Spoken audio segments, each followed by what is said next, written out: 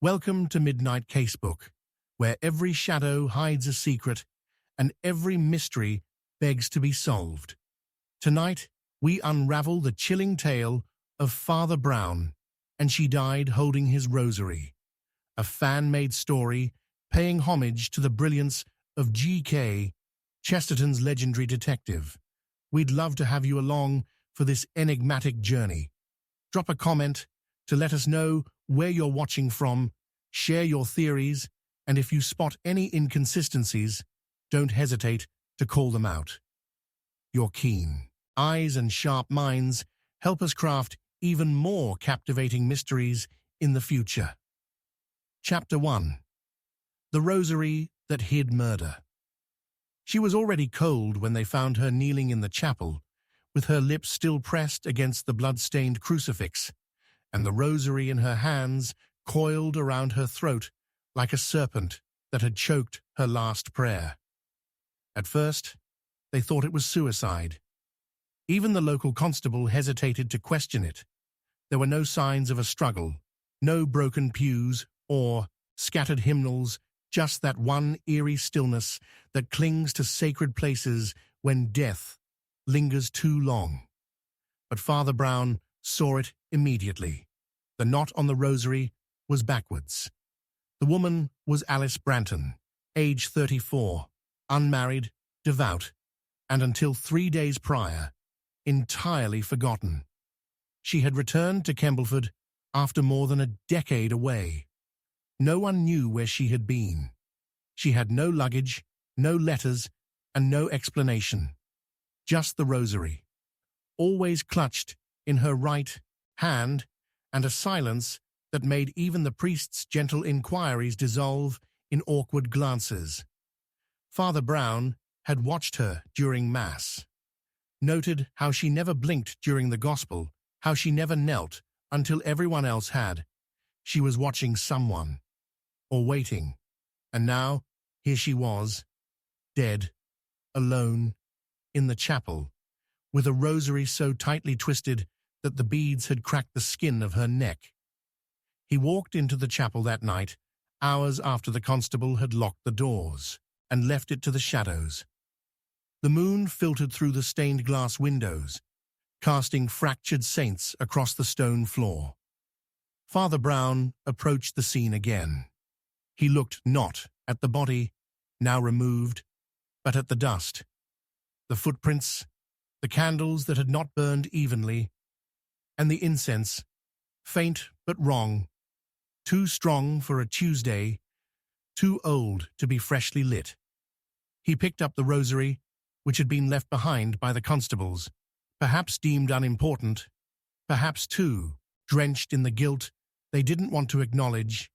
The beads were wooden, old, worn smooth with prayer, but the crucifix was heavy, heavier than it should be. Silver, certainly, but something else within it. And when he tilted it, he heard it. A click. The crucifix opened.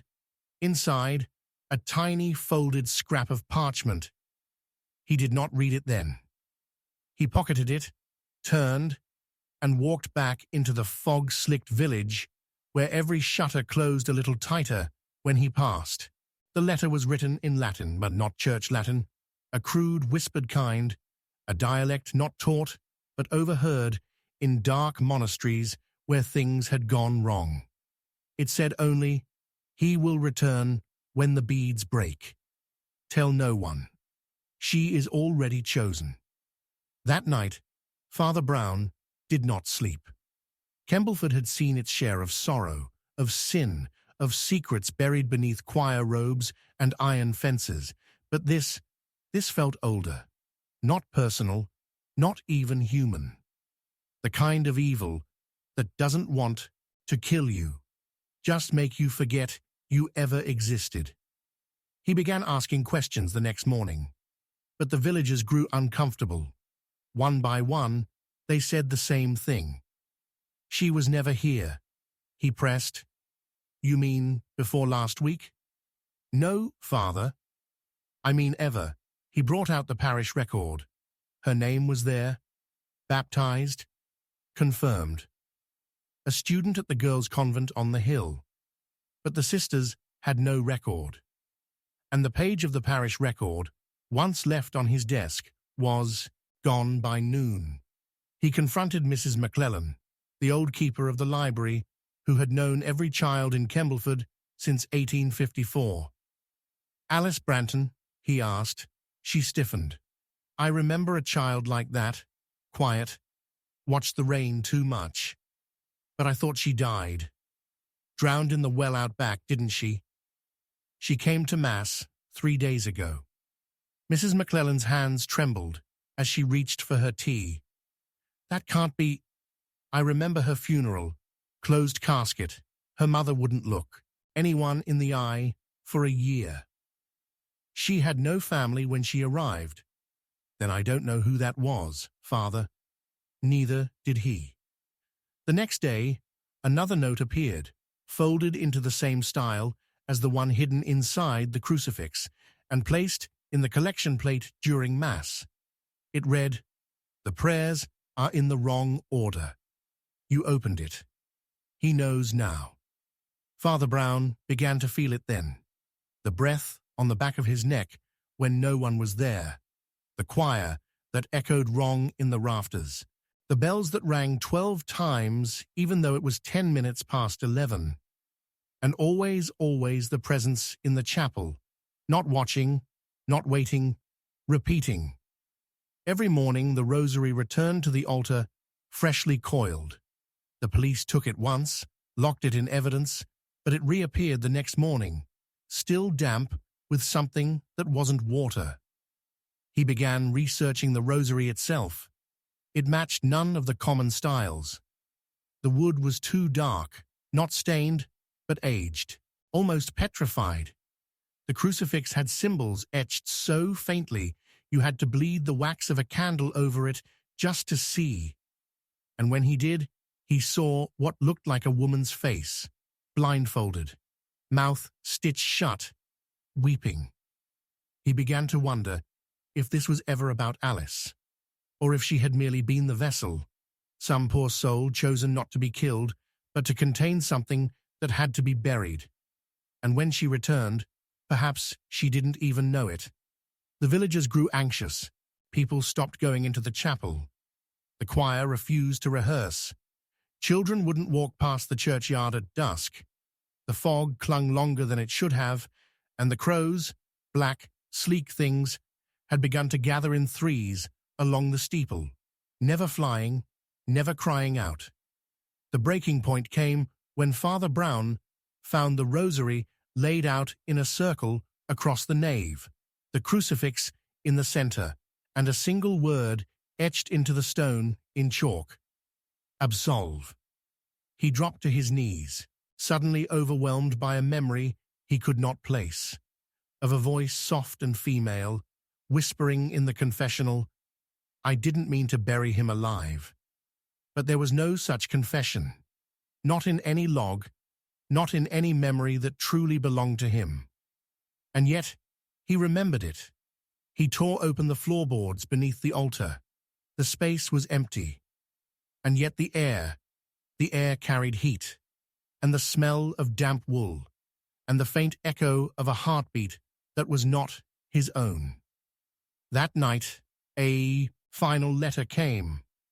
No envelope, no writing visible, until he lit the candle. And as the flame flickered, the ink began to crawl across the paper as if written by an unseen hand right before his eyes.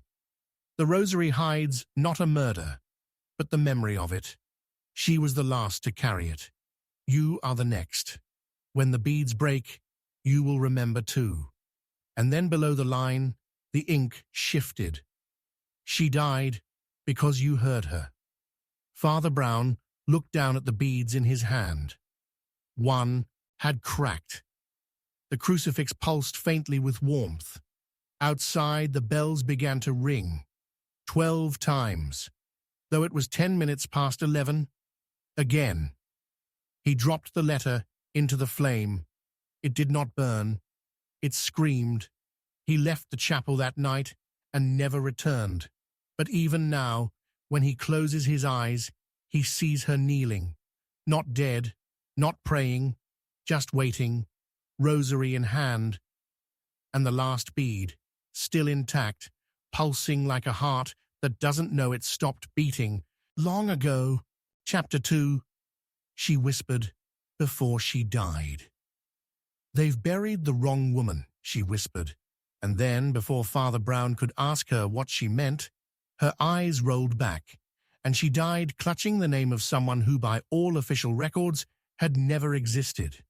Her name was Evelyn Roach, a nurse by training, an Anglican by faith, and a woman who had spent the past 2 years tending to the elderly in the quiet corners of Kembleford, especially at the edge of the village where the old Ashgrove house had been recently converted into a makeshift convalescent home.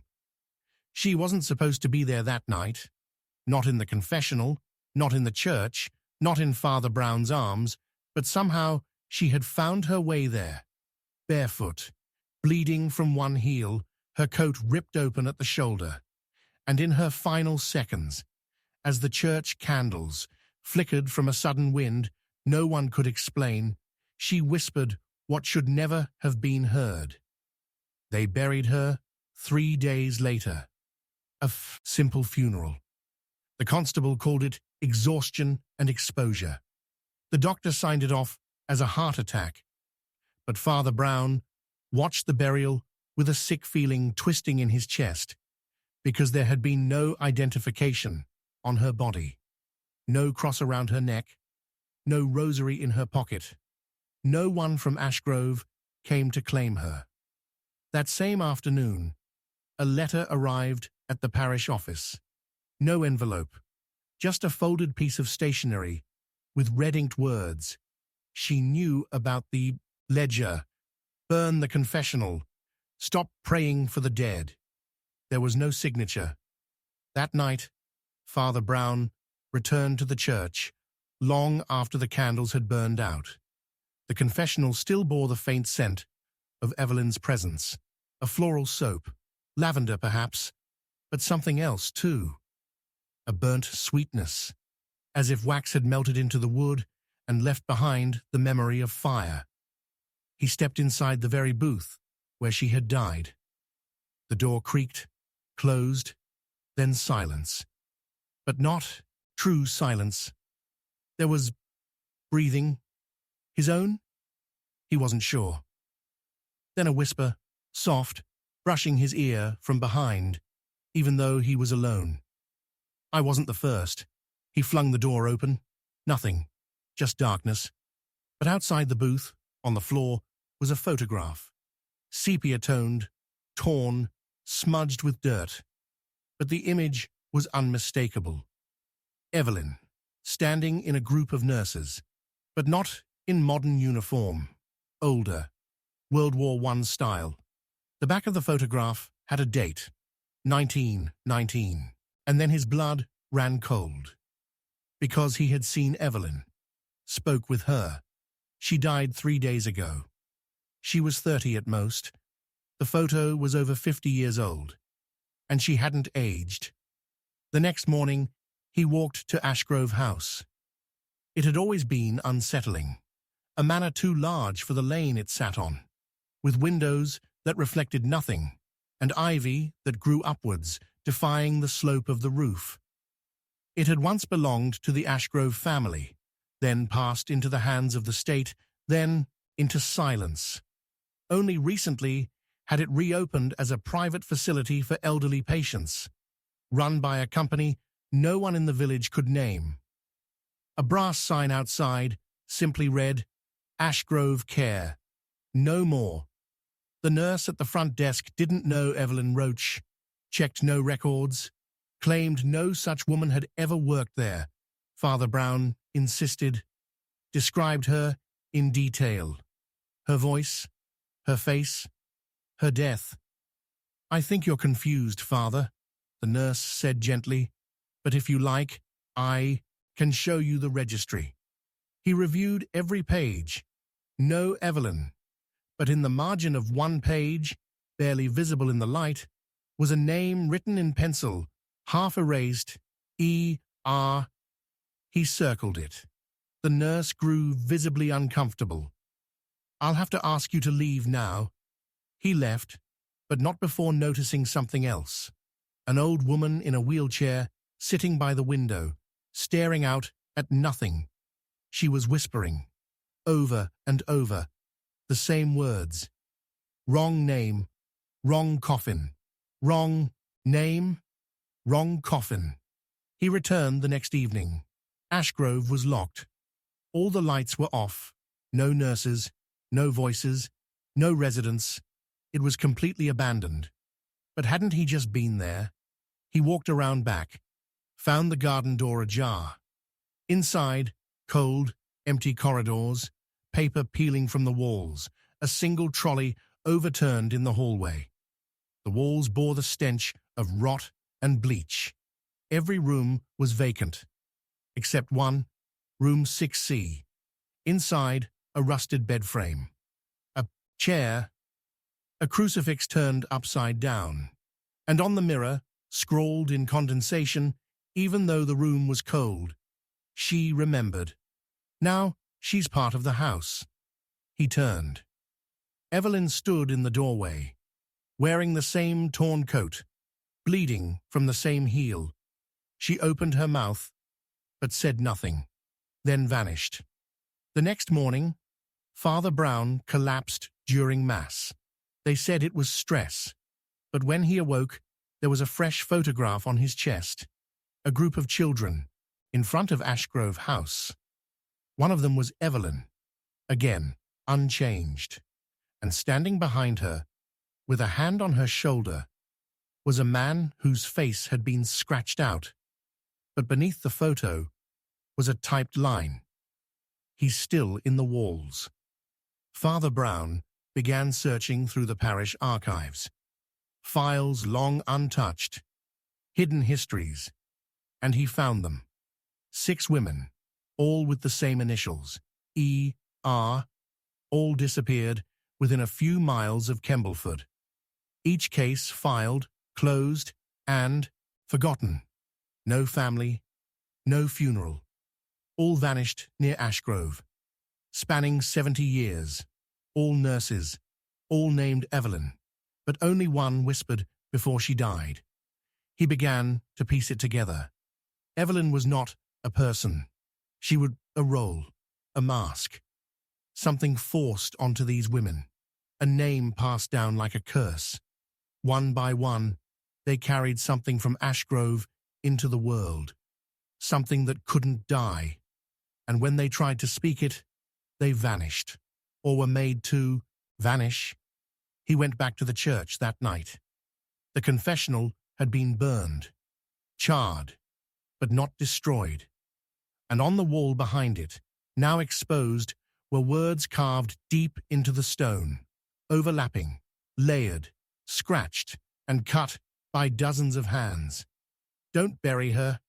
She's not done. She'll speak again. The whisper isn't hers." He turned and saw the same old woman from Ashgrove, the one in the wheelchair, standing, smiling, holding Evelyn's coat, and in her other hand, a nurse's name tag, E. Roach. She placed it at his feet and said only, "She'll whisper again tonight." Father Brown never reported what he saw, because the next morning the confessional was gone. Not burned. Gone. As if it had never existed. The chapel walls were clean, the pews polished, and no one remembered Evelyn Roach. Not even the police who handled the body. Not even the gravedigger who filled her plot. And when Father Brown visited the cemetery, her grave had no stone, only a marker. Reserved. But reserved for whom? He knows. He will never say. Because sometimes, when he walks past the altar at night, he hears the whisper, not in Latin, not in prayer, just a name. His own. Chapter 3. Father Brown's most personal case. The letter was written in Father Brown's own handwriting, but he had no memory of writing it, and it ended with 5 words that turned his blood to ice. She died because of you. No postmark, no return address, just a folded piece of paper left beneath the chalice on the altar, placed so precisely it could only have been done by someone who knew the rhythms of the church, someone who knew when he would kneel, where he would look, how long he would hesitate before unfolding the paper. The handwriting was unmistakably his. Every loop, every sharp angle of the ER, the faint smudge on the left edge of the ink.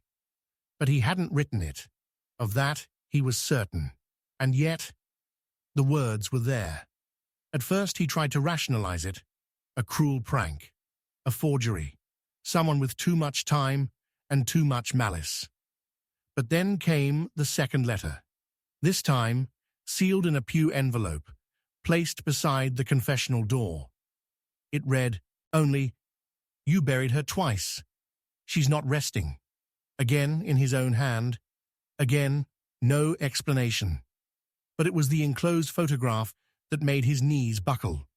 A child, no older than 5, dressed in a white frock, staring at the camera with hollow eyes. The photo was old, decades perhaps, but taped to the back was a name he hadn't spoken in 30 years, Clara. And with that single name, the past, the part of his life he had locked in a mental drawer and swallowed the key, began to bleed into the present.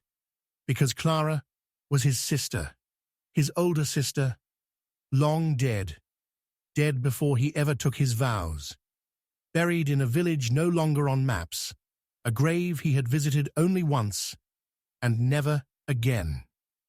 But that night, for the first time in 3 decades, Father Brown dreamed of her.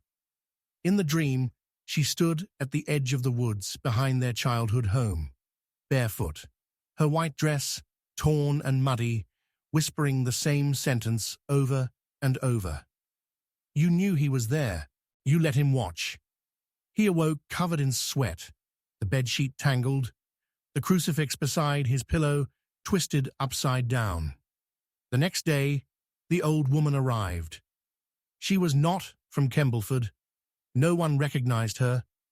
She walked into the church without sound, her veil heavy and black, her gloves stitched with tiny crucifixes. She didn't kneel. She didn't light a candle. She simply walked to Father Brown as he stood rearranging hymnals and said, without emotion, "I remember the cellar and the girl with the broken locket." There was no one else in the church. She turned, walked out, and was gone. He found the locket an hour later, beneath the altar, its chain rusted. Inside, 2 tiny portraits, one of Clara, the other of himself. As a boy, expression unreadable. He hadn't seen it since the day she was buried. He had placed it with her body. He was certain of it. That night, he traveled to the parish records. He needed to confirm, to anchor his thoughts in facts. Clara Royston died 1882, 5 years his senior, found in the forest, a head injury, death ruled accidental. But someone had scratched through that word in the old register and replaced it with another, in faint pencil, withheld. He returned to the cemetery at first light. Her grave had been disturbed. The soil was sunken, uneven, the headstone tilted. No fresh flowers, but there were marks, small ones, like fingers, had clawed into the earth. And then, as he stood, over it, the wind shifted, and he smelled lavender. Clara's perfume, long discontinued. He heard a girl laugh. From beneath, the next day, he traveled to the village where they had lived as children. It had changed, of course. Time spares no structure. The house was gone, burned decades ago in a fire no one remembered starting. But the church remained, smaller than he recalled. The priest, An old blind man named Father Mallory claimed not to know him, but paused when he heard the name Clara. She was the one they said cried during the Mass, he muttered, as if to himself. They said she saw the man at the window every Sunday. What man? Father Brown asked. The one she said followed you, but no one ever believed her. Back in Kembleford, a new letter awaited him. This time, typed, it read, "You think you buried a body. You buried a voice. She screamed your name, and you walked away." He dropped the letter. His hands shook. The pages, beneath the typewriter font, were faintly watermarked with something else. He held the sheet to the light. It was the nursery rhyme, the one Clara used to sing again and again before sleep. The cellar man is counting heads, 1 for prayers and 2 for beds, 3 for those who cannot speak, and 4 for those who hear the creak. That rhyme didn't exist anywhere else. He'd searched for it before. It was something she made up, something only they knew. And yet now, here it was. That night, someone entered the church. There was no sound, no candle lit, but when Father Brown walked into the sanctuary, he found every pew facing backward. The crucifix on the wall was turned toward the stone. The altar cloth soaked in ink, and carved into the wood of the pulpit were 5 names. His own at the bottom. He went to the police. They found no sign of forced entry, no fingerprints, no footprints. And yet the ink on the altar cloth was blood. Human, female.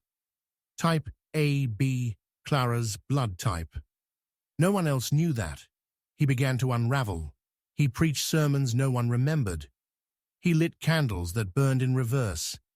He walked to her grave and found it sealed again, perfectly smooth.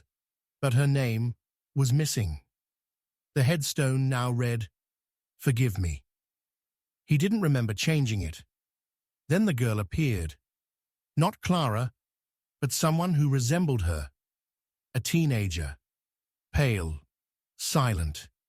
She stood in the back pew during morning mass. Never looked away. Never blinked. Always wore a pendant.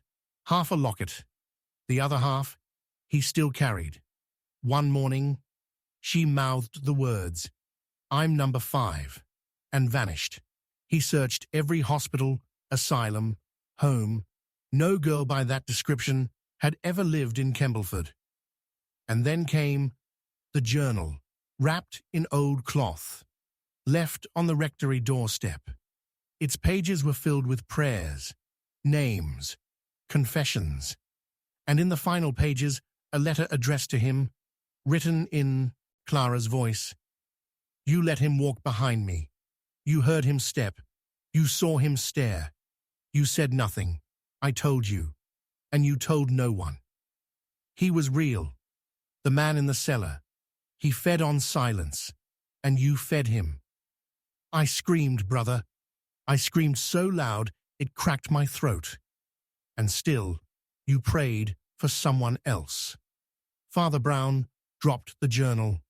He sat in the silence of the church for 6 hours, and then finally whispered, "I remember." The cellar, the locked door, the smell of pipe smoke, the shoes, the man who lived below. A tenant, they said.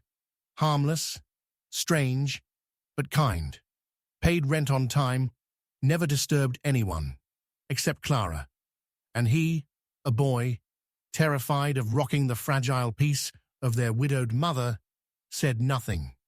And Clara died, not from a fall, but from the rope marks around her neck. She hadn't slipped. She had been pulled. And the man vanished. No arrest, no record, no file. Just gone. But something of him remained. In the church, in the cellar beneath, in the names that kept appearing, in the letters written in his hand, though he never touched pen to paper. The final letter came folded inside his Bible. A single sentence. "I know who did it, but the truth will never be told." He signed it, but had no memory of writing it. Chapter 4. A killer left her praying. She was found with her hands clasped in prayer, except every one of her fingers had been broken backwards, and her lips were stitched shut with red rosary thread. They called it a suicide at first, as they always do when something is too horrifying to explain. But Father Brown knew from the very first moment he stood over the body that this was not the act of a lost soul. It was the signature of something infinitely darker, something rehearsed, intentional, almost ritualistic. The girl's name was Mary Evelyn Cope, 23, lived alone, devout, kind, quiet, the kind of girl who always stayed after Mass to fold hymnals, wipe down pews, and polish the brass candlesticks without being asked. She had no enemies, no scandals. She prayed constantly. And yet she died, kneeling in her own living room, facing a wall covered in crucifixes, with her rosary drawn so tightly around her neck that it had sliced halfway through her throat. But it wasn't the violence that made Father Brown's breath catch in his lungs. It was the positioning. Whoever had done this had forced her into prayer, carefully, deliberately. And the needlework on her lips was too precise, too clean, to have been done in anger. It was reverence or mockery. That night, the priest couldn't sleep. He tried to recite the Psalms, tried to clear his mind, but every time he closed his eyes, he saw her hands. They hadn't been folded gently. They'd been broken into place, and someone had taken the time to whisper the Lord's Prayer. He could tell by the faint indentation of sweat along the wood beside her body. Someone had knelt there, repeating each line, slowly, softly. The next day, he visited her flat. The police had already combed it, of course, but they weren't looking for what Father Brown sought. Not fingerprints or footprints, but patterns, echoes, intent. He stood in the center of the room and listened. The clock ticked 6 minutes slow. The breeze through the cracked window hummed in a minor key. And above the fireplace, a cross hung slightly tilted, not from gravity, but as though someone had turned it to look away. Behind the bookshelf, he found the first clue, a scrap of paper tucked into the spine of a devotional volume. Let no voice call out when the offering is made. Not scripture, not poetry, but a rule. The wallpaper had been peeled back in one corner, revealing an older layer beneath, faded images of cherubs with their mouths slashed out, drawn in ink, dozens of them, none with eyes, just the suggestion of hollow sockets and open, screaming mouths. And in the very center of the ceiling, just above where Mary had died, was a single word scratched into the plaster. Listen. But listen to what? That night, Father Brown sat alone in the church. The doors locked, the candles burned low. He began to speak aloud, not prayers, but questions, testing the silence. Why her? Nothing. What does the rosary mean to you? The candle flickered just once, and then faintly from the confessional box. A sound, not footsteps, not breathing, something like a shiver made audible. He stood, approached slowly, opened the curtain. No one was there. Only a slip of paper, resting on the seat. Confession is not absolution. The next day, the town whispered of a second death. Not a murder. A suicide, they said. But again, Father Brown was not convinced. This time, It was a nun, Sister Bernadette, found in the chapel, kneeling but not praying. Her head was tilted upwards, eyes wide, mouth open, as if mid-scream. Her tongue had been removed. The walls of the chapel had been lined with black cloth. Every candle had been extinguished and melted down into a pool around her body. Pinned to her chest with a communion pin was a torn page from a hymnal. The lyrics, "Blessed are the silent, for they cannot bear false witness." Father Brown knew then. This was not random, not madness. It was doctrine, twisted, weaponized. Someone had turned faith into punishment. He began tracing the pattern, and it led him to a name. Sister Agnes, dead 15 years ago, an orphan caretaker at St. Philomena's. The same orphanage where Mary Cope had grown up. The same orphanage where Sister Bernadette had once taught. Agnes had died under strange circumstances, found in the chapel, her hands bound, her mouth filled with ashes. No investigation, no autopsy, just silence, and one more connection. In the diary of Sister Bernadette, discovered by Father Brown, tucked beneath a floorboard, was a line. Agnes tried to tell. She shouldn't have. He made her stop praying forever. The priest brought this to the bishop. He was told not to pursue it, that digging into the past only brought confusion, that these deaths were tragic, but not his responsibility. But that night, Father Brown found the third body. This time, in the cemetery, an exhumed corpse, Sister Agnes. The coffin had been opened, the hands rearranged, clasped in prayer. But now, inside her mouth, a new slip of paper. The silence must begin again. Father Brown sat in the church until morning, and then someone knocked. A man, mid-30s, plain face, well-dressed. He introduced himself only as Mr. Donnellan, said he had information. He said he had been a boy at St.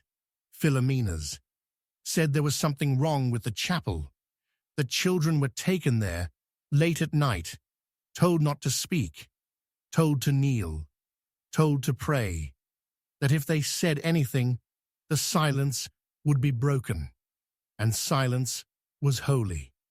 He didn't remember what happened in the dark, only the sound of the rosary clinking, and the hands on his shoulders, and the voice that said, "The mouth is the gate of sin.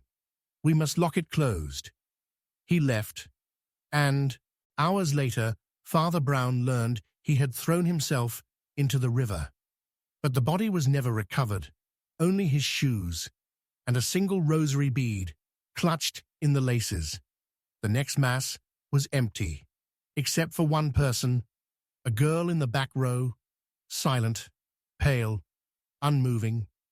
And after the sermon, she approached Father Brown and whispered, "He's back. The prayers aren't working anymore." He turned to ask her name, but she was gone. He never saw her face.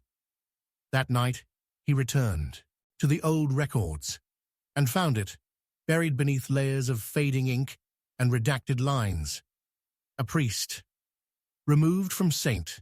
Philomena's in 1892, never reassigned. Name struck through, but initials remained, M.D., Mr. Donnellan, but he had been a child. Or had he? The name appeared again. This time, in the original founding documents of the orphanage, dated 1861. Same initials, same handwriting. Father Brown's hand shook. He realized something terrible. Donnellan had not been a victim. He had been the architect. He had never left, and now he was back. But to finish what? That night, in the church, Father Brown lit a single candle. He placed a rosary on the altar. He knelt, and he waited. At midnight, the candle burned backwards. The crucifix tilted, and the pews creaked as if someone unseen walked the aisle. And in that moment, Father Brown understood. The killer wasn't killing to silence. He was killing to preserve silence. Each victim had known something. Each had started to speak. Each had once broken the silence. And someone, something, had ensured they never did again. But who still lived that remembered? Who was next? And then came the final note, left on the altar, written in blood. There is one prayer left, and it ends with your name. Father Brown read the note once, twice, and then whispered, I know who did it, but the truth will never be told. Chapter 5. One prayer, one dead body.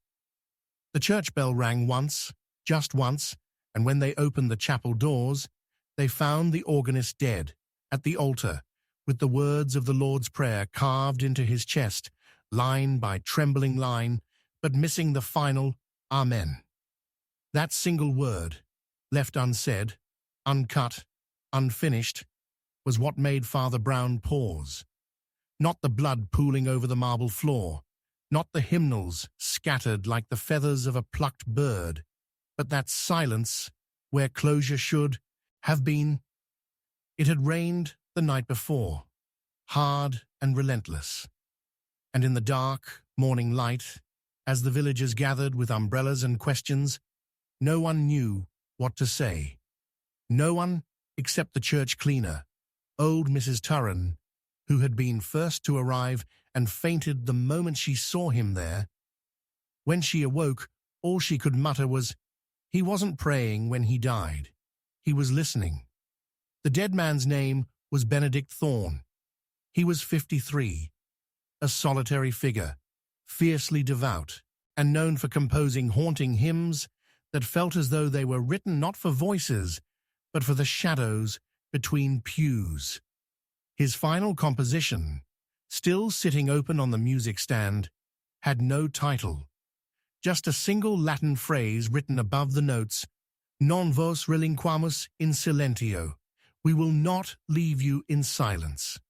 Father Brown had heard that phrase before, but never in music, only once.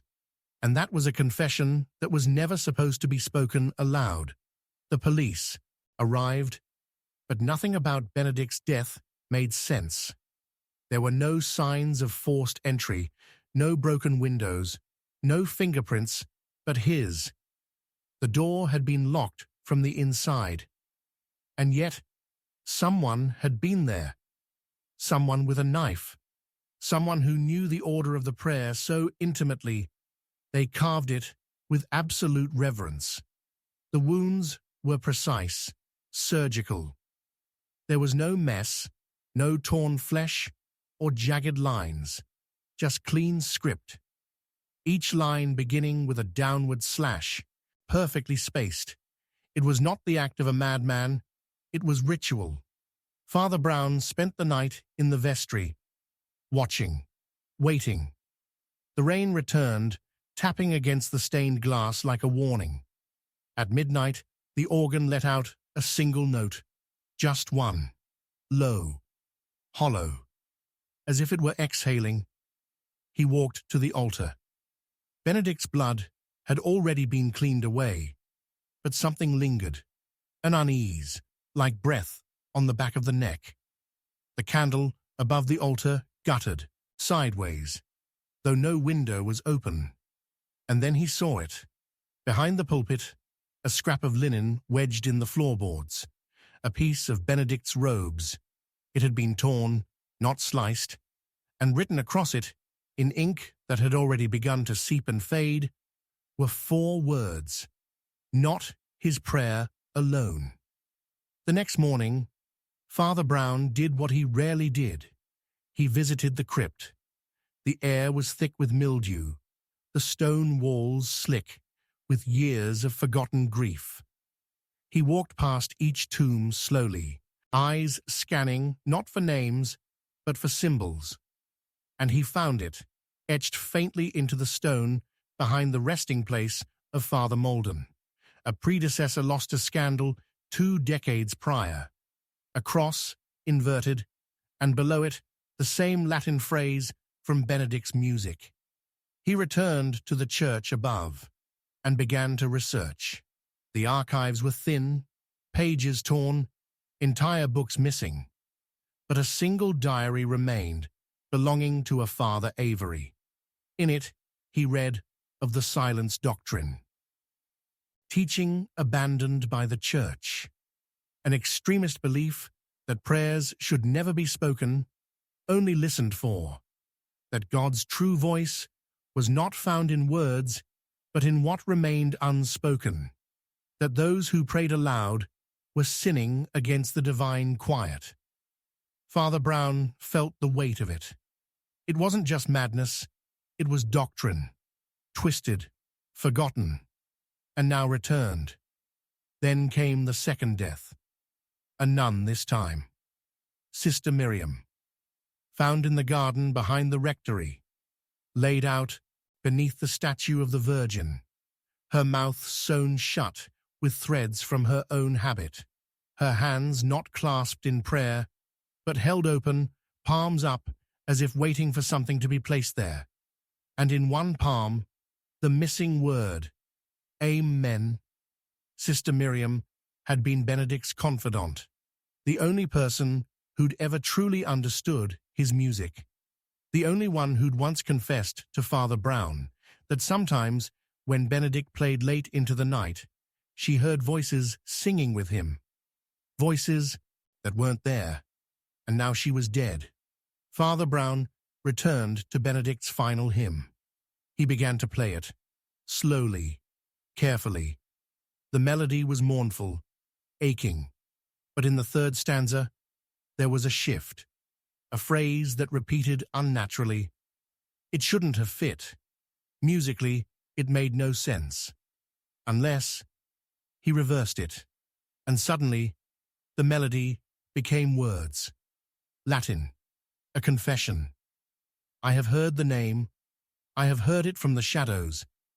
I have heard what silence says when no one listens. He stopped playing. The room was colder, the pews darker. The silence, he realized, was no longer empty. And then came the knock, not on the church doors, but inside the confessional. Father Brown approached, heart hammering. He opened the curtain. No one was there, just a candle, still burning, and written in wax on the wood. 3 heard the voice. 1 remains. He realized then it wasn't over. Benedict, Miriam, they had been 2. He was the third who had heard it. He didn't remember when or how, but something whispered in his childhood. A silence in the church that wasn't empty, and now it remembered him. He tried to warn the bishop, but when he arrived at the cathedral, the bishop was gone, left in the middle of the night. No note, no explanation, only his Bible. Left open, the Lord's Prayer circled, but Amen crossed out. Father Brown returned home, sat in the dark, and the silence began to speak. Not in words, but in memory.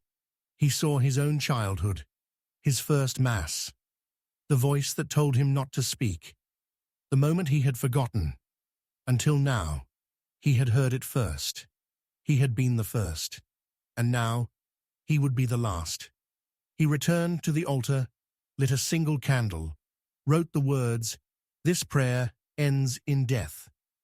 And then he prayed, not aloud, just in thought, and waited. Outside, the bell rang once, just once, and then silence. That was 2 days ago. The church remains locked. No one has seen Father Brown since. Only one thing left behind, his rosary, laid carefully on the altar, and beside it, a single note. Chapter 6. She clutched a murderer's secret. They found her clutching a child's rattle in one hand and a man's severed finger in the other, and yet she died smiling. The smile unsettled Father Brown more than the blood. It wasn't madness, nor pain, nor even peace. It was knowing something unspeakable, something that refused to die with her body. He stood over her in the small drawing room of the Lacewell estate, the dim light of the fireplace flickering across her waxen face, and whispered to no one. She died with a name on her tongue, but left only a secret in her grip. Her name was Isabel March, housemaid, unmarried, quiet, unassuming and devout to the point of obsession. The kind of girl you forget exists until she's suddenly the center of something dreadful.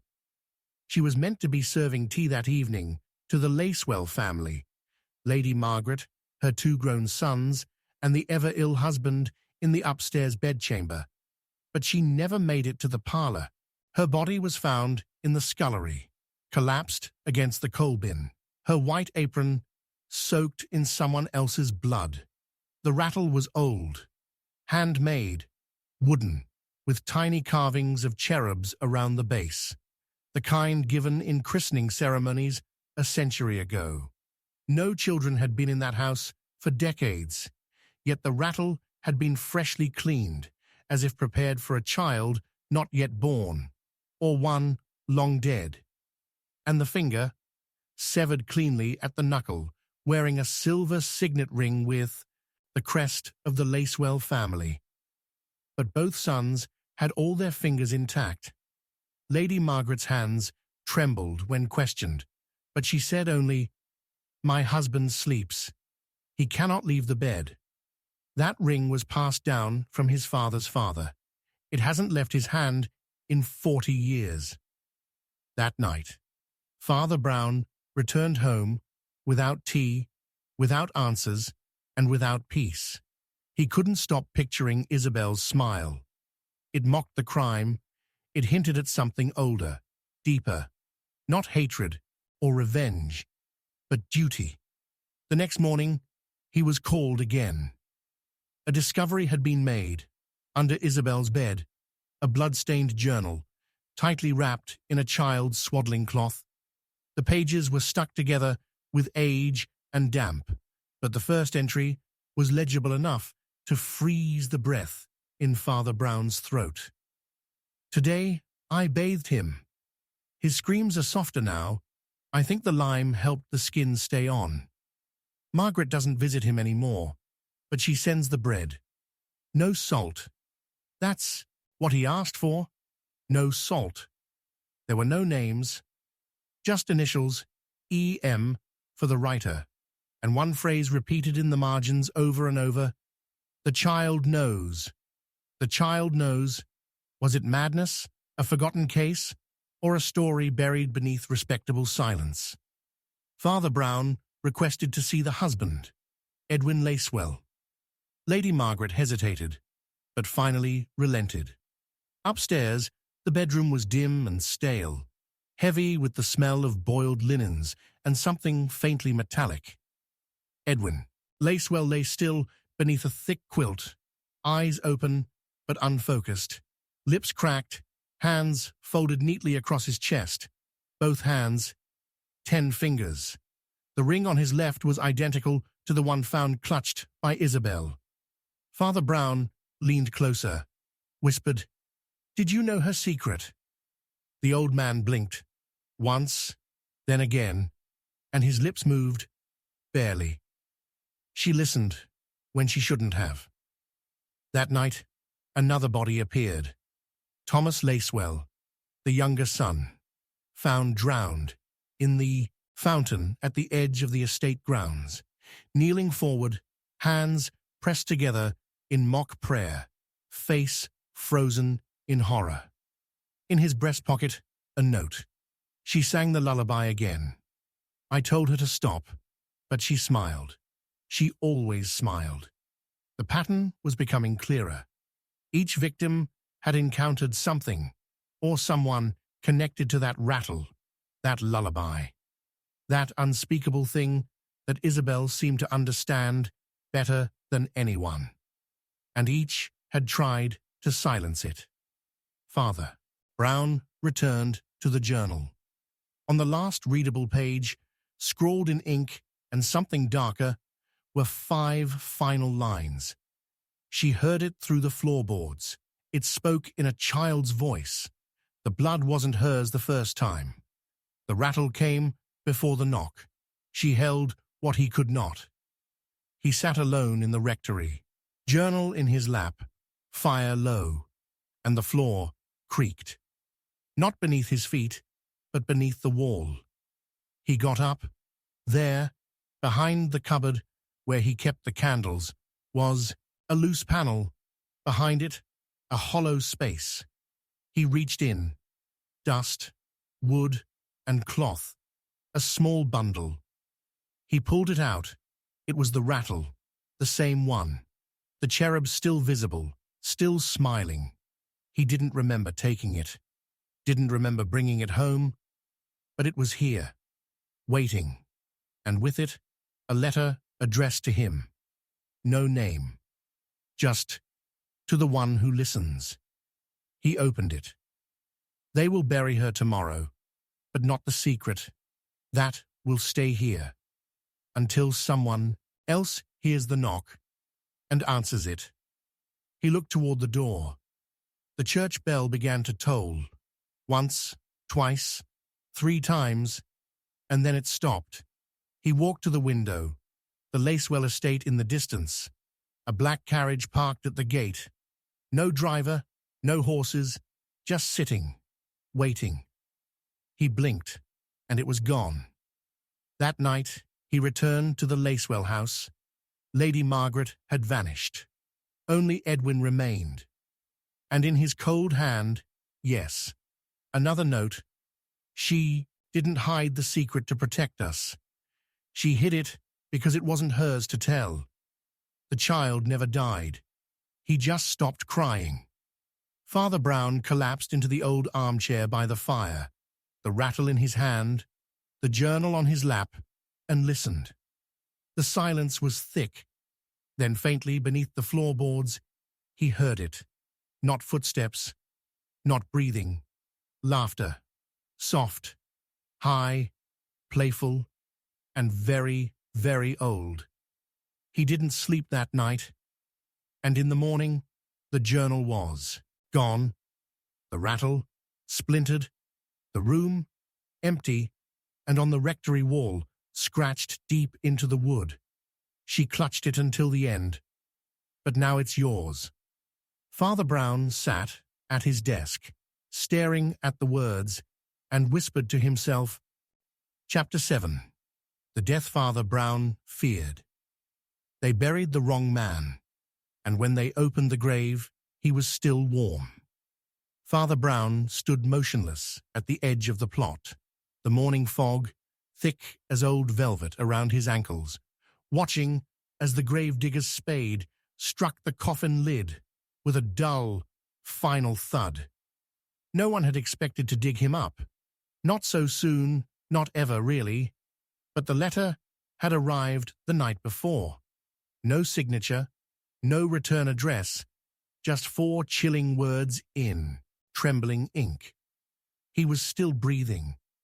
The man they'd buried was Mr. Alistair Fenn, an esteemed retired solicitor who had supposedly died in his sleep after collapsing at the vicarage during Lent. It had seemed so ordinary at first, so peaceful. He had even smiled, they said. And yet something had gnawed at Father Brown, ever since the moment he offered the final prayer over the coffin. A sound, a breath, a tremble, perhaps imagined. He had dismissed it. He had buried it. And now, standing above a grave that should not be disturbed, he could feel it returning. That whisper of wrongness that clung to the soul like damp linen. They lifted the lid, and yes, still warm, still soft. His mouth open, lips cracked, eyes wide and dry and horrified. No signs of decay, no sign of death at all.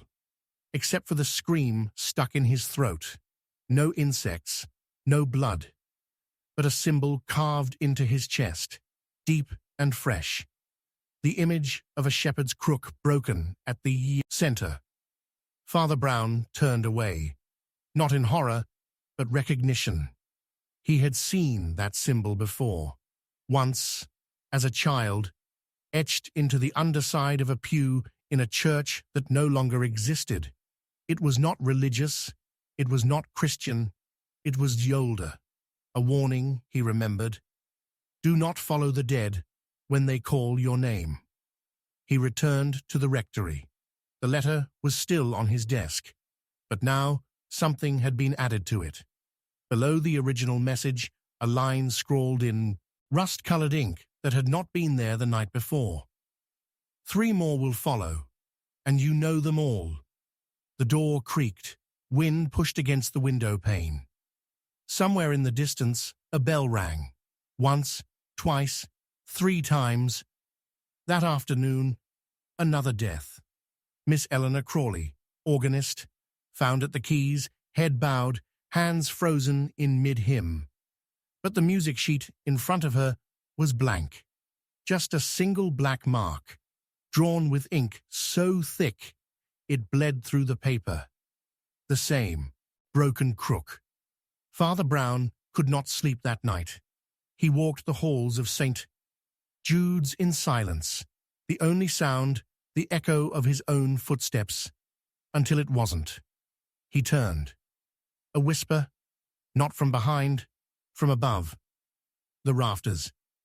He climbed the staircase to the belfry, and there, resting against the old iron bell, was a doll, child-sized, dressed in priest's robes, eyes missing, mouth stitched shut with red thread, and inside the hem of its cassock, a piece of paper, folded and worn.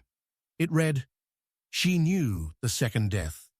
You will know the third." He dropped the doll. It didn't hit the ground. It vanished. By morning, he'd received 2 more anonymous notes. One contained only a name, Thomas Brackley. The second, more chilling. He rang the wrong bell. Now it rings for him.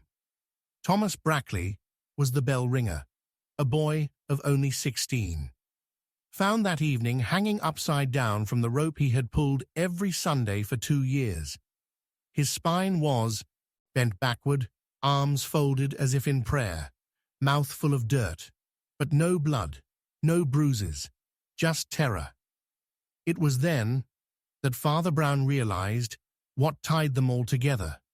They had each, in their own way, confessed something to him over the years. Things not meant for the world to know. Hidden sins. Whispers in the dark. Confessions that never made it to penance. He had carried them, quietly, dutifully. And now, someone else was emptying them, one by one. Not with forgiveness, but retribution. He spent the next night reading old confessional records. Most were locked, many destroyed, but one name reappeared too often. Alistair Fenn, the solicitor, and beside it, another name written in the margins in different ink, older than the rest. Father Enoch Brown. Not him, his father. And the dates matched. Nearly 50 years ago, a string of suicides had rocked the town. Quiet, unremarked, covered up, but the names, oh the names, matched the descendants of today's victims. A pattern repeating, not revenge, not even justice. A curse. In the basement of the church, beneath the floorboards no one had dared pry open, he found it, a trap door that should not have existed. Carved in stone, sealed with wax, marked again with that broken crook. He broke the seal. Inside, cold air, and a staircase that went far too deep. He descended with a single lantern, the flame flickering as if trying to pull itself away from the walls. At the bottom, a room, stone, circular, lined with pews, and on the far end, an altar not made of wood, but of bone, stacked, arranged, human, and atop it, a book, leather-bound, inked in red. He opened it. The first page bore his name. The second, a list of sins not yet spoken aloud. And the third, blank, until his eyes touched it. Then a sentence appeared. You will fear your own death most of all. He closed the book, but the sentence kept writing itself on the inside of his eyelids every time he blinked. He left the chamber, sealed the door, burned the wax anew, but it wasn't enough. That Sunday, he entered the pulpit to speak, and halfway through his sermon, he forgot the words, not stumbled, not paused, forgot entirely. Silence. He looked up, the faces before him, unfamiliar, pale, still, and in the last pew, his own father, dead 50 years, smiling. That night, he collapsed, and when he awoke, he was holding a mirror. But it didn't show his face. It showed the coffin, and the man inside it, screaming silently. It was him. Father Brown never told anyone about the trapdoor again. And when asked about the deaths, about the symbols, the letters, the boy, the solicitor, the organist, he said only, Chapter 8. Her last words were clues. She said his name, but he'd been dead for 40 years. Father Brown froze at the foot of the stairwell as the nurse repeated it again, this time slower, softer, as though afraid the words themselves might change their shape the more she spoke them. The patient had died only 10 minutes prior. An old woman, nameless to most of the world, but familiar to Father Brown. She was one of those figures who lingered in the parish registry like fading ink. Margaret Endell, age 79, confined to her bed for the last 6 years, a recluse since the war, unvisited, unheard, forgotten, and yet her final words had summoned something ancient and horrifying back into the present. She had whispered, through cracked lips, "Tell Father Brown, he's back." Then, before they could ask who, her eyes filled with tears. She gasped, just once. His name was Bransby. Father Brown had not heard that name since seminary. Bransby wasn't a man, not truly, not to him. He had been a question, a riddle, a terror left off the syllabus, spoken of only once, whispered under breath during a thunderstorm in the stone chapel of the old school. A student who disappeared, a name the priests no longer spoke. But Margaret had not been a priest. How did she know? And more importantly, why now? The home she died in was quiet, too quiet. The hallways held an unnatural stillness, as though the air itself feared being disturbed. He walked into her room alone, long after the others had gone, and noticed something odd. The bedside table had only one object on it, a rosary, blackened and chipped, the crucifix filed down to a blunt shape, and beneath it a single piece of notepaper folded once. He lifted it carefully. It was blank, but only at first. When his thumb brushed the corner, ink bled across the surface, as though summoned by his warmth alone. One word appeared, Holloway, the name of a prison, or a district, or both. But also, in his mind, the name of something else. An answer he didn't want. He took the paper and left the room. As he passed through the corridor, the lights flickered. He turned and saw the silhouette of a man standing at the far end. Tall, thin, hat brim low. And though the face was hidden in shadow, Father Brown knew with terrifying clarity that the man was smiling. The next day, the second death, Eliza Morton, 75. No children, No visitors, found strangled in her own bed, hands clasped in prayer, the windows locked, the door bolted from the inside, but her mouth was open, and written on her tongue, in faded ink, Bransby. He went to the archives of St. Mary's Hospital, Holloway Ward, long shuttered. A fire had gutted the east wing, but buried in the basement, beneath tarps and mold and dust, were records untouched for decades. He searched for Margaret Endell, and found her. Room 3C, admitted under a false name. June 1886. Diagnosed with unprovoked religious terror. Below it, a physician's note, scribbled in haste. Patient repeats same word each night before bed. Bransby insists he lives above the ceiling and whispers names to her. Requests we remove crucifix. Claims it angers him. In the margin, added in red pencil, 2 nurses quit, 1 hung herself. Reassign patient.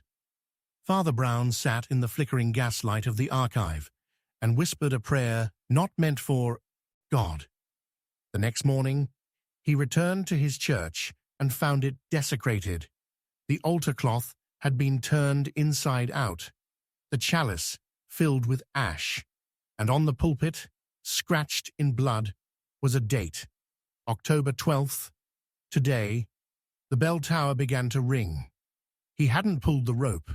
He ran up the spiral staircase, each footstep a warning echo, each breath heavier. And at the top, he found a candle burning that he had not lit. Beneath it, on the bell, scrawled in soot, "She told you, and now they know." That night, he dreamed of the girl, Margaret, young again, her face pale in moonlight. She stood at the window of the old rectory, looking out toward the churchyard, and behind her, someone else, a boy. In the dream, he never saw the boy's face, but he heard his voice, familiar, ancient. "They buried me with silence, Father." But she remembered. She always remembered. He woke up gasping. In his hand, mud from the graveyard, and under his nails, something else, skin. He went to the churchyard just before dawn, lantern in hand, heart refusing to stay calm. He passed each stone in silence until he reached the far corner, the unmarked graves. Pauper's Row, no names, no markers, just memory. There, the soil had been disturbed. Recently, he dug with his bare hands, past roots and rot and worms that recoiled from him. Inches down, he touched something solid. Wood. He uncovered a box, child-sized. Inside, mirror, nothing else. But when he looked into it, the reflection wasn't his. It was Bransby. Only it wasn't Bransby. Not just him. It was every face Father Brown had seen since the whispers began. All speaking the same name. All whispering the same phrase. Her last words were clues. He dropped the mirror. It didn't break. It simply turned to ash. That Sunday, he stood at the pulpit, but did not preach. Instead, he recited her final sentence. He's back. The congregation stirred. Half looked confused. The other half, terrified.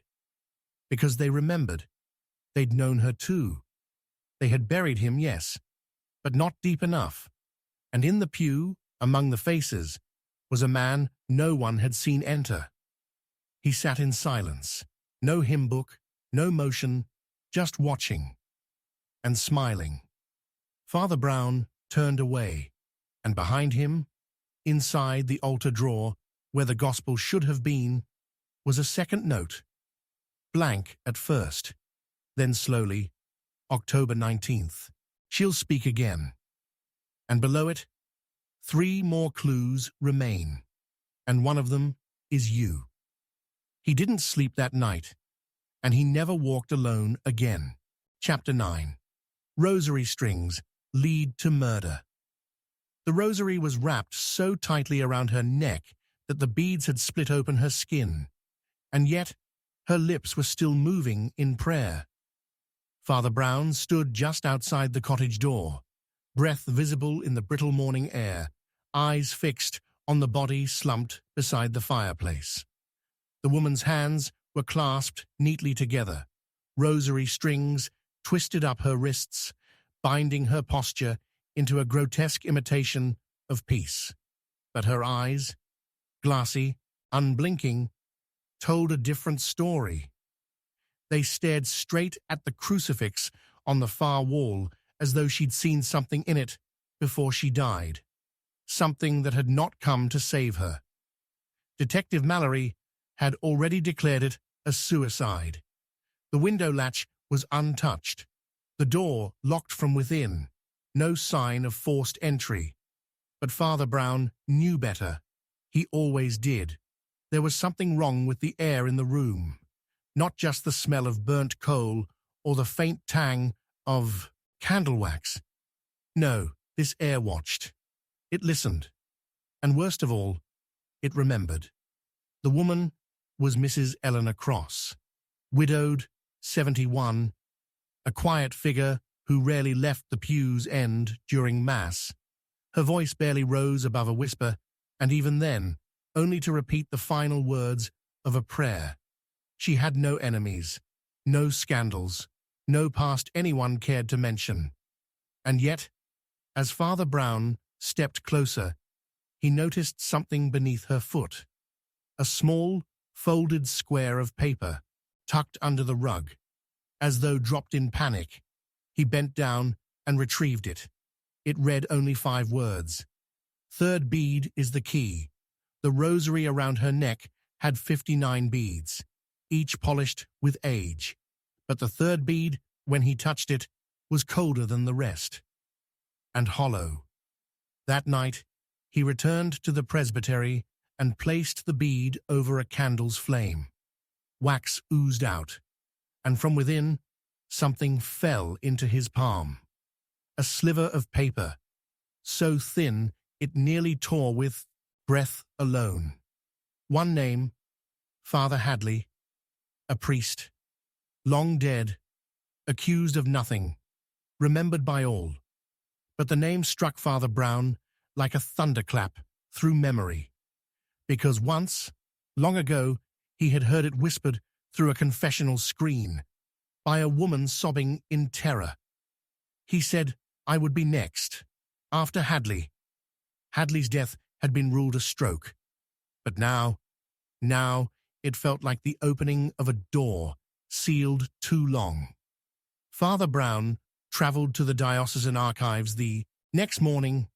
Old brick walls, damp with age, rooms filled with forgotten clergy buried in paper and dust, and there, in a brittle file marked H, he found Father Hadley's obituary. It mentioned nothing of controversy, only a line, died peacefully during night prayer, rosary in hand. But in the margins, barely legible, was a faint penciled correction. Beads scattered, hands burned. Father Brown closed the file and prayed, though the words felt brittle.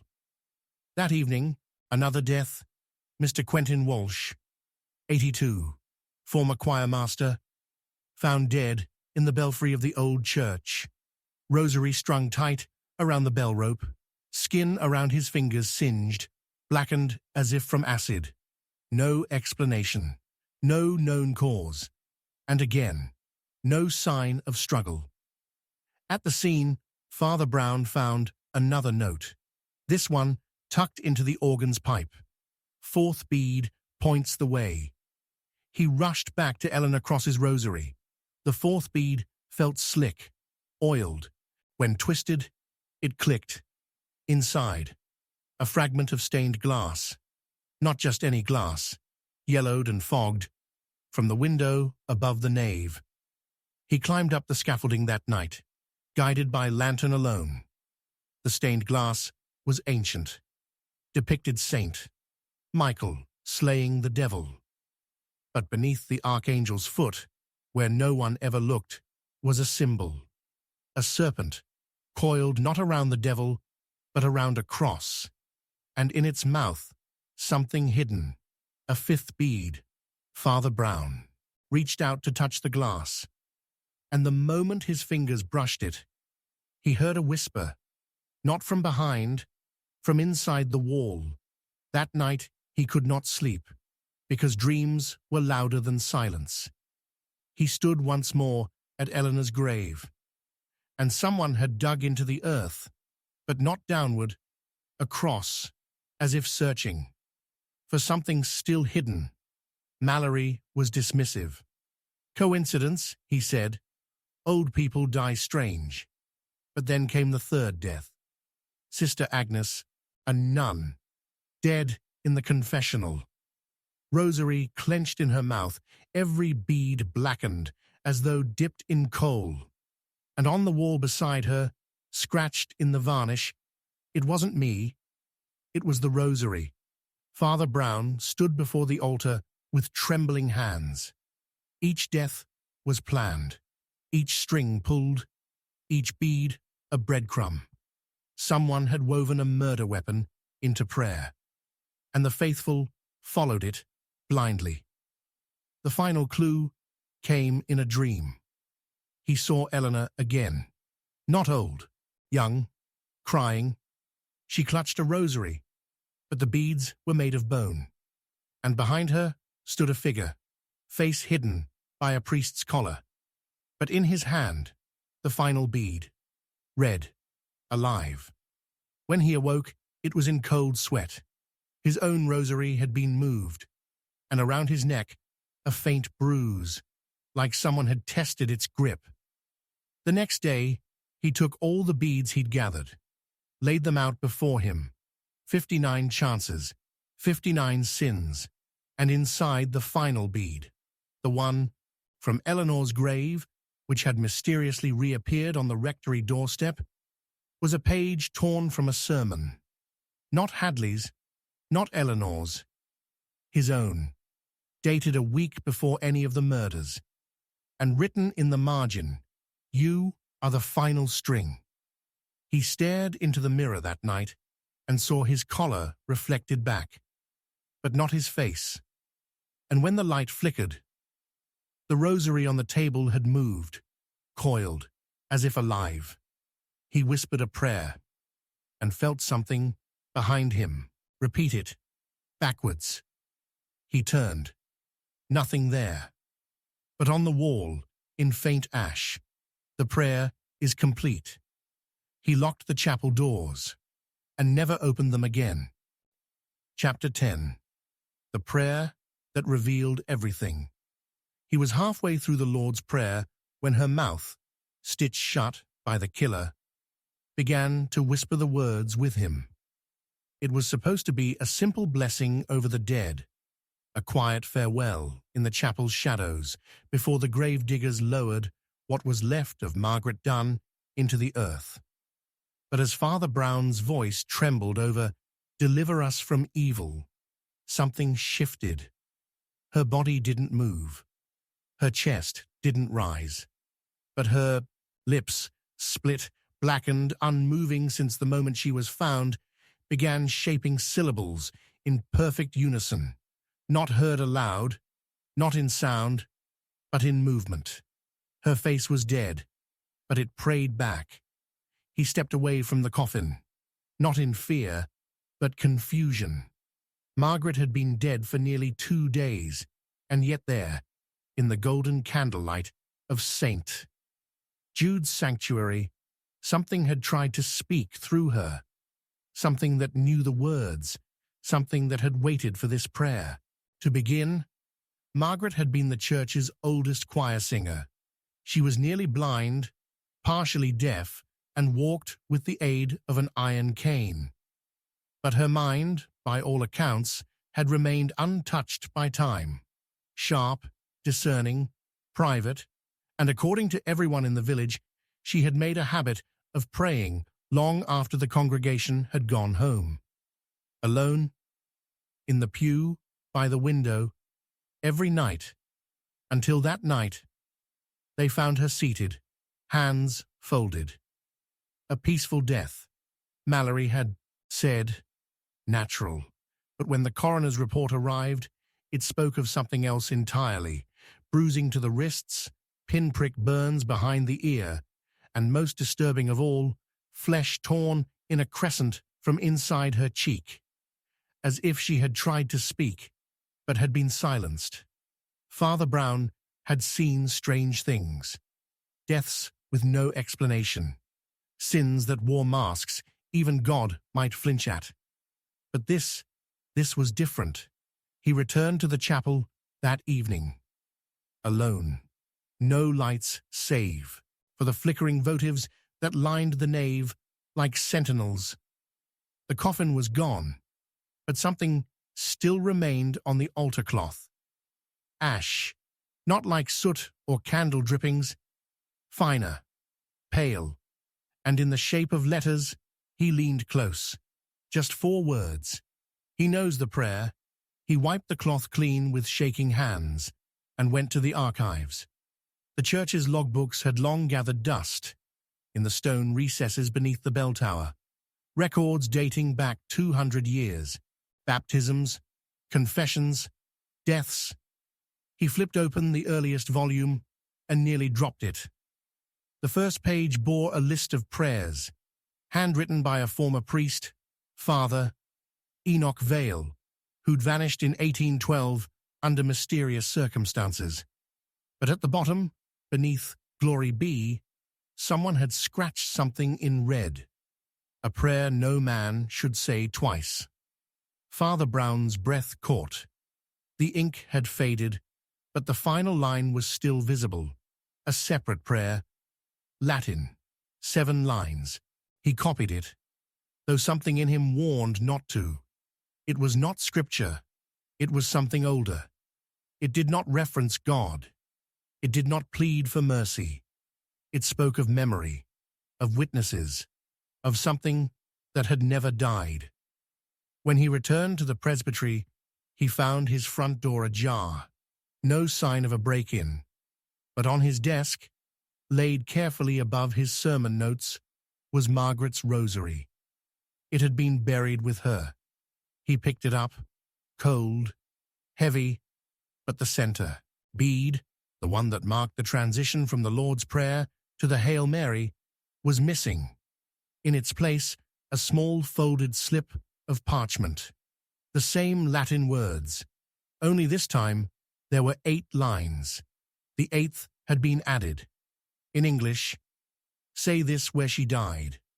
The pew, the one by the window, the seat she never gave up. He entered the chapel at midnight, candles unlit.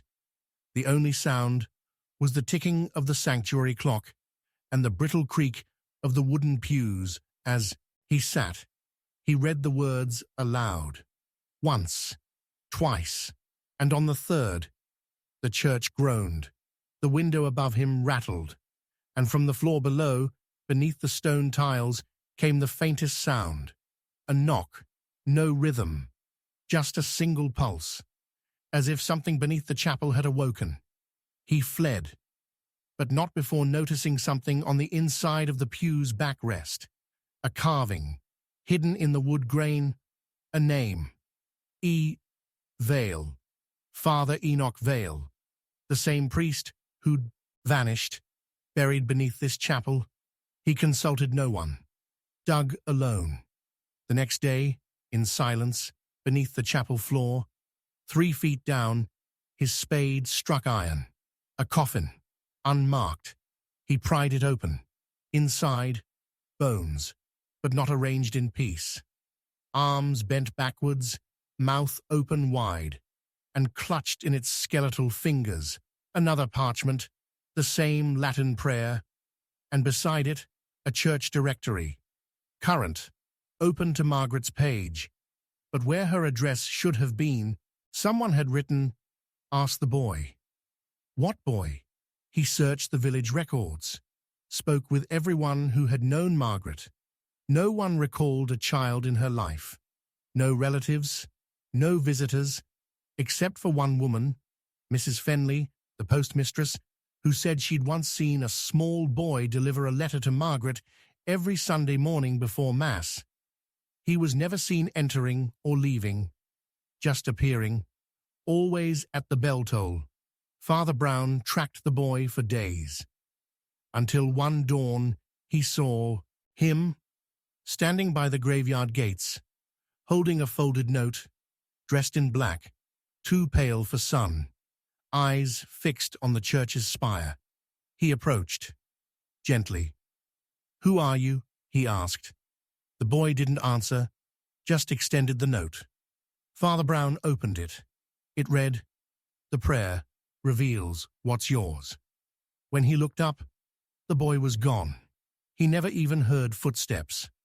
That night, he read the prayer one last time. And as he finished the final word, the bell rang. Once, even though it was unwound. And behind him, in the mirror above the fireplace, he saw Margaret standing, mouth still stitched shut, but her eyes no longer blind.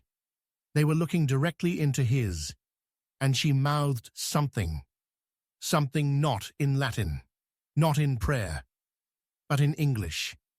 You said it 3 times. The fire behind him roared, and from within it, he saw the chapel, burning. But no one screamed, only the rosary, melting, each bead popping like a soul released. When he awoke on the floor, the air was heavy with smoke, but there was no fire, only ash, in the shape of the final word from the prayer, confess. He returned to the chapel. There, in the final pew, sat a woman in mourning clothes, face covered, whispering the Lord's Prayer over and over. But when he sat beside her, she stopped and placed something in his hand. It was a coin, silver, worn, and on it, 2 faces. One was his, the other was Margaret. He dropped it, it hissed on the floor, and rolled into the crack beneath the altar, where he heard it fall not on stone, but on something soft. He's never found it again, but sometimes, during Mass, he hears the echo of that roll, and every time he closes his eyes, he sees Margaret, waiting, praying, smiling. Chapter 11. Father Brown's faith is tested. He opened the confessional door, and found the priest inside had been dead for days. The air was thick with incense and rot, a mixture of sanctity and something far more ancient, something that hadn't belonged in any chapel built by human hands. The body slumped forward, cassock soaked in dried blood, and a rosary strangled tightly around the throat. And in the dead man's right hand, still clutched as if protecting it from the afterlife, was a note that simply read, "I only repeated what he told me. No name, no signature. Just those 10 words, and a silence so complete it swallowed the bells when they tolled the hour." Father Brown did not scream. He did not cross himself. He only stood there, breath caught in a throat, suddenly too dry for prayer. For he had recognized the handwriting, his own. The body was identified as Father Milcroft, an elderly cleric who had served in St. Ignatius Parish until his sudden disappearance weeks earlier. He was known for hearing confessions deep into the night. But what unsettled Father Brown most wasn't the man's death. It was the question that now gnawed through every quiet hour of his mind. Had I ever spoken to him? Had I confessed something I don't remember? He searched his own diaries, letters, sermons. No mention of Father Milcroft, and yet the signature, the scrawl on the envelope, the ink stroke at the bottom of the parchment, it was undeniably his own, identical, not forged, not mimicked. His, and worse, the handwriting on the inside of the note was not his. It was older, spidery, and unfamiliar, but the words, he couldn't forget them. They read, "You confessed before. You'll confess again. But only one of you remembers." The idea that someone had used his own confession against him, or worse, that he had written something unknowingly, cracked open a door in his faith that he had never dared approach. For if a man could forget a sin that had once required confession, what did that mean for the soul? The parish archives held little. St. Ignatius had suffered a fire 20 years ago, and much of its history had been reduced to ash and memory. But an elderly altar boy, Thomas, now blind and nearing 90, claimed to remember Millcroft's final days. He was hearing something unholy, Thomas whispered, in a voice that trembled like old candlelight. Someone came every Friday, never spoke, aloud, only wrote.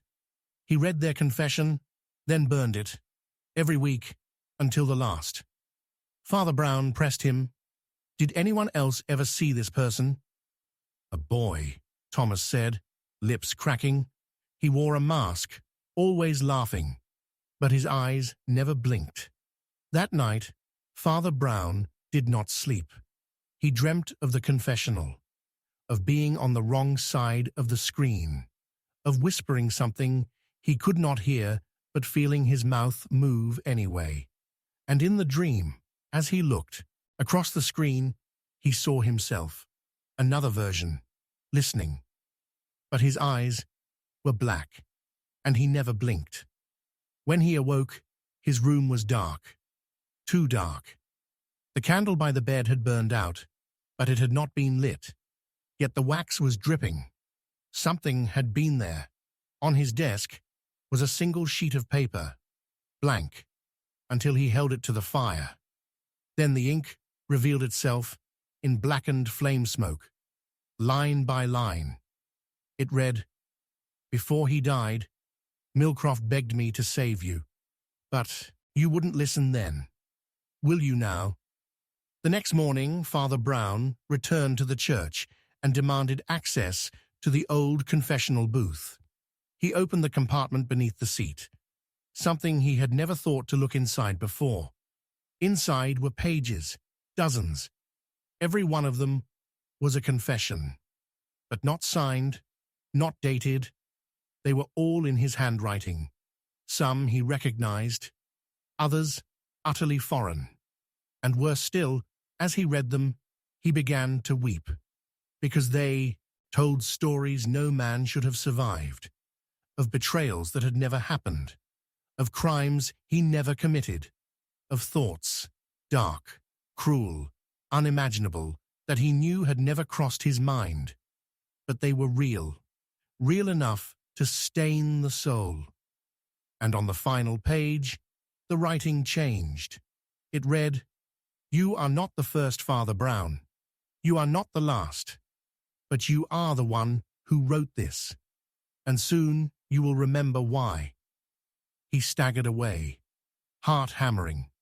It was no longer a question of crime. It was a question of reality. Had he lived another life? Had something taken hold of him before? Had he forgotten an entire self? In the rectory that evening, the phone rang. But there was no one on the line, only breathing, and a sound in the background. A man, laughing. And then a voice. "Confess it again, Father. Like you did in 1949. The line went dead. There had never been a phone call. There was no telephone in the rectory. He checked the time, 3:16 a.m. He turned to the Bible beside his bed. It fell open to a verse he did not recognize. Not John, not Corinthians. It was handwritten. He who forgets the sin must relive it. He who remembers must remain. Father Brown was no longer sure what he believed. The walls of his mind, once fortified by scripture and simplicity, now cracked with doubt. Had he buried something? Had he been made to forget? He returned to Millcroft's grave, only to find the soil disturbed. Fresh, he dug with his hands and found no body, only a mirror inside the coffin, with a single phrase scratched into the glass. "You will look again." And in the reflection, behind him, stood himself, but smiling, a smile he would never wear. He turned, no one. But when he looked back at the mirror, it was blank, no reflection, only darkness, and it whispered, "Do you believe now?" He could not say yes, but neither could he say no. And in that silence, something inside him finally broke. He did not cry, he did not pray, he simply walked into the church and blew out every candle, until all that remained was shadow.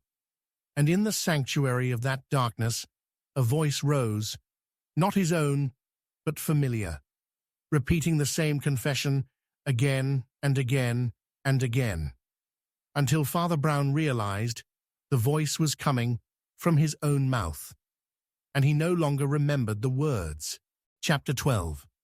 The Confession, hidden in beads. She had been dead for 5 days, when the rosary in her clenched hand began whispering in Latin, words no one remembered teaching her. The funeral had already taken place, a quiet affair in the pale fog of a midwinter morning, the kind that turned breath into ghosts and made every step feel sacrilegious. Father Brown had stood over the casket with a rosary of his own, whispering prayers through trembling lips. But it wasn't until the body was lowered and the last clump of soil struck the coffin like a muffled heartbeat that something shifted. A sound, faint but unmistakable, like a breath caught in wood. Everyone heard it. No one said a word.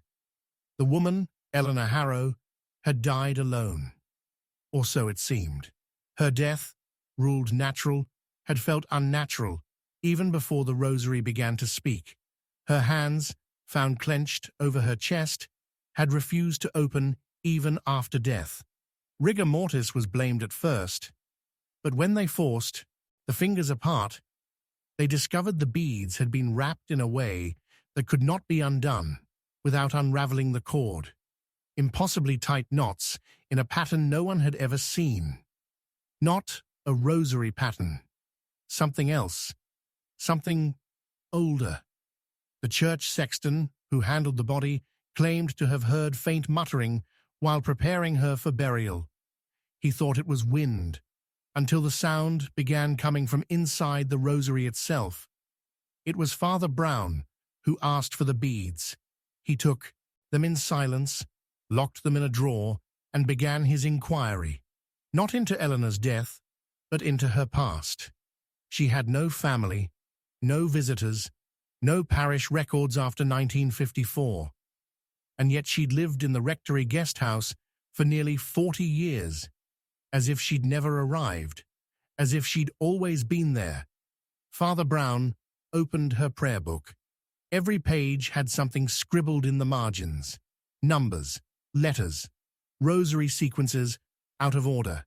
15 beads, then 13, then 21, always skipping the same ones. The 5th bead, the 12th, the 16th. And on the last page, a single phrase repeated over and over in the same shaky hand. Confession is safest when it cannot be spoken. He returned to the locked drawer that night, opened it. The beads were warm and wet. He didn't pray. He listened, and the whispering began again.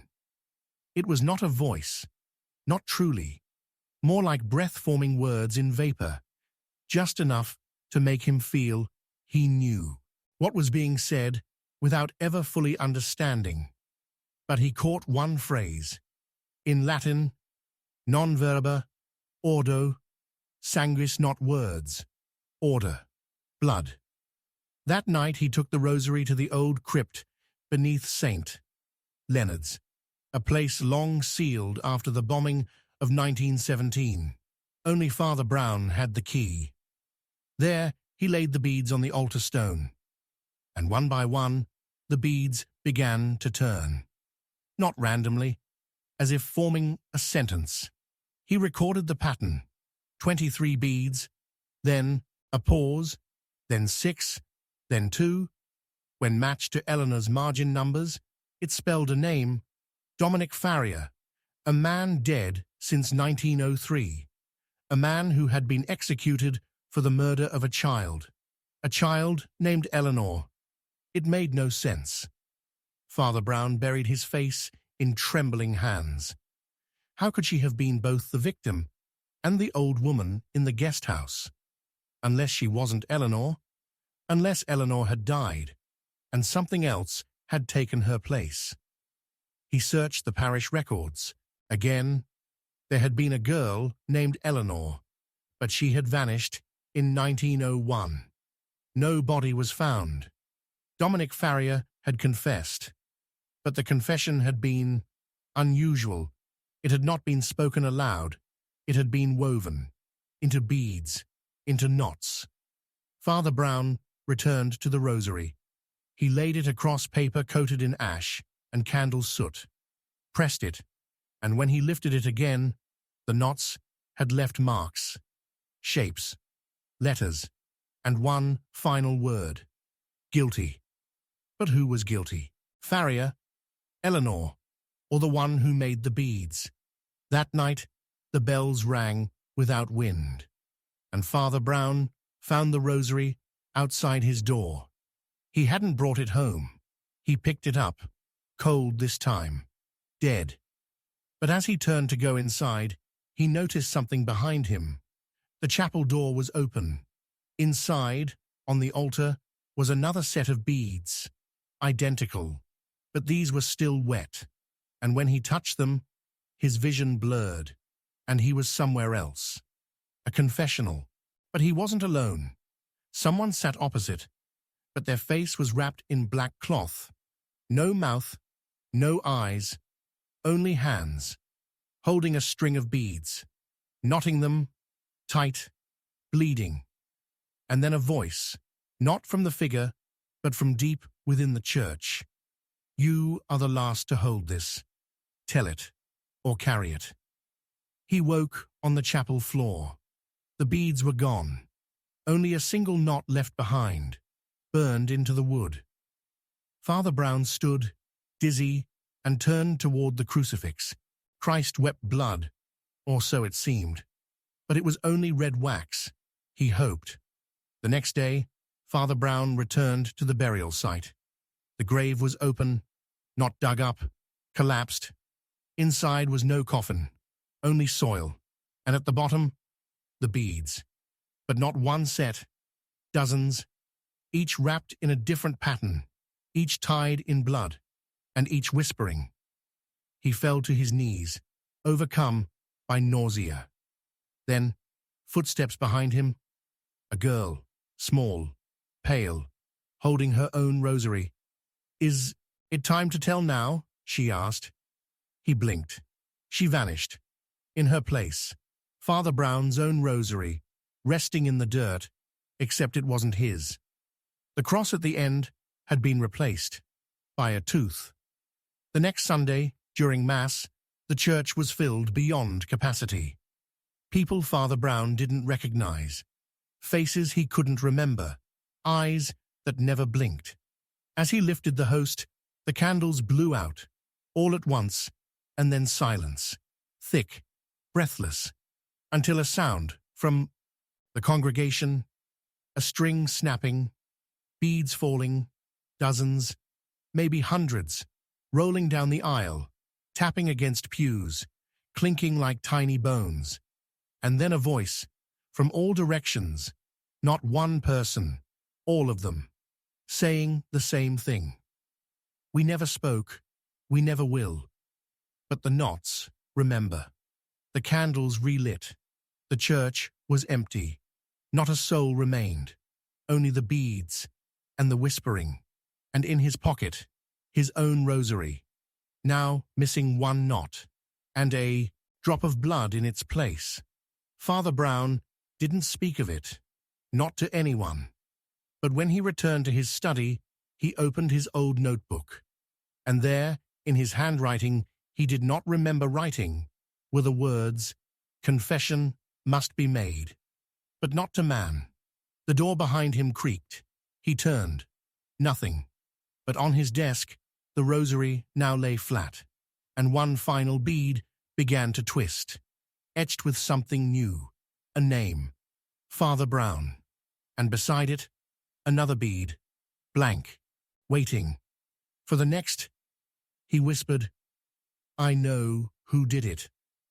But the wind answered back, "So do they." And that night, the rosary began to knot itself.